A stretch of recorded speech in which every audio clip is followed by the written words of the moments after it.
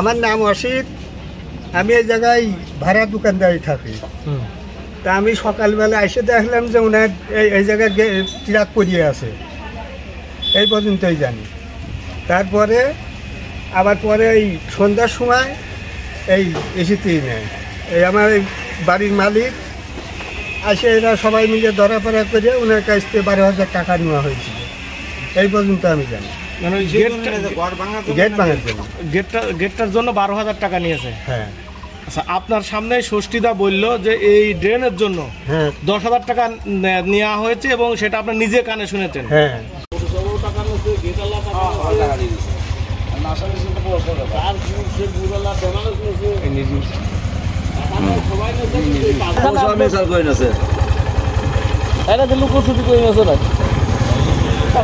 আপনি দেশের কত 12 আর ড্রেনের জন্য 10।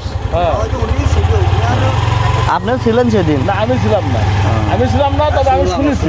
দাদা এইটুকু একটু বলা যাবে?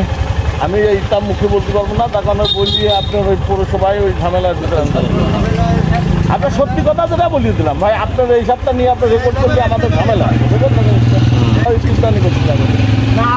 আপনি তো সবই জানেন, আমরা এমনি আসি না। আপনার ট্রাকে ভাঙেছে একটু তো বলবেন, আর ওই বিল্ডিং যে টাকা আছে পৌরসভাতে 10,000 টাকা নিল, এটা কেটা নিল? পৌরসভা সেই ব্যক্তিটা কেটা চিনেন? ষষ্ঠী বললে আমি নিজে কানে শুনেছি। ষষ্ঠী কত টাকার কথা বললো? 10,000 টাকা, আর এই জায়গায় 12,000 টাকা। ওকে।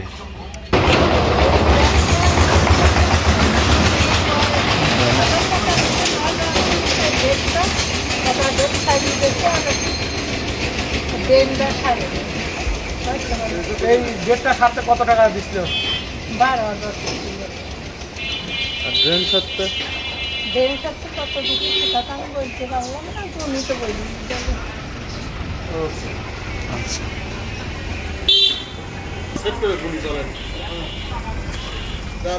ফুটেজ দাও।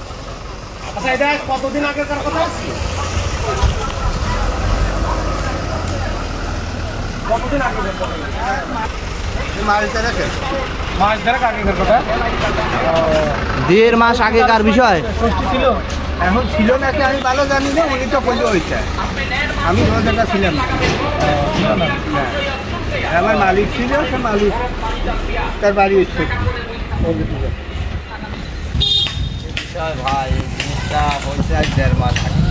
এই যেদিন এই ঘটনা ঘটে আমাদের মেয়র সাহেব সরাসরি ধরেন এই পরিবেশটা ছিল, জানে ট্রাকটা নিয়ে তামান দিন আপনার অঘটনা হচ্ছিল।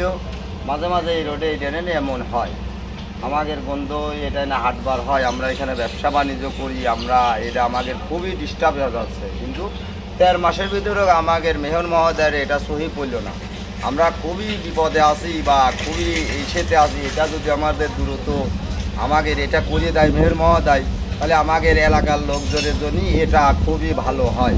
মেয়র মহোদয় যদি দৃষ্টি আকর্ষণ করিয়ে এটা যদি মাথায় নিয়ে শুরুতে এটা করে দেয়, আমাদের এলাকার ভালো হয়, এটাই আমাদের।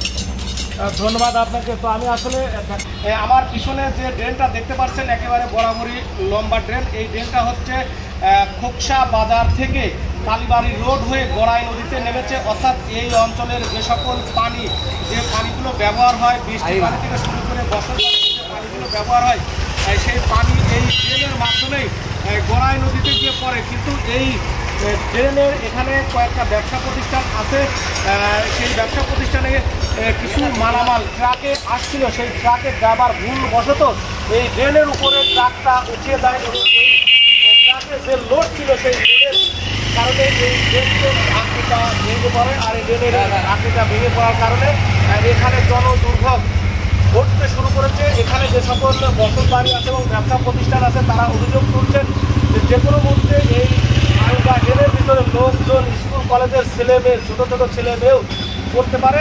সেই সাথে আরেকটি কথা বলছে যে এই ড্রেনের মধ্যে দিয়ে আপনার ময়লা আবর্জনা দুর্গন্ধযুক্ত পানি যাচ্ছে প্রতিনিয়ত, যেহেতু বসত বাড়ি এবং বিভিন্ন বাথরুম বা গোসলখানার সাথে এই ড্রেনের সংযোগ আছে পাইপের, সেটার কারণে এই পানিটা দুর্গন্ধ ছড়াচ্ছে। আর এই দুর্গন্ধ কারণ ঢাকা আপনার কারণে যে দুর্গন্ধ ছড়াচ্ছে সেই দুর্গন্ধের কারণে এখানকার স্থানীয় দোকানদারগুলো অতিষ্ঠ হয়ে পড়েছে। এখানকার লোকজন মেয়র মহোদয়ের দৃষ্টি আকর্ষণ করতেন। তো এই ছিল আমার কাছে কুষ্টিয়ার খোকসা পৌরসভার 4 নম্বর ওয়ার্ডের জল দুর্ভোগের সর্বশেষ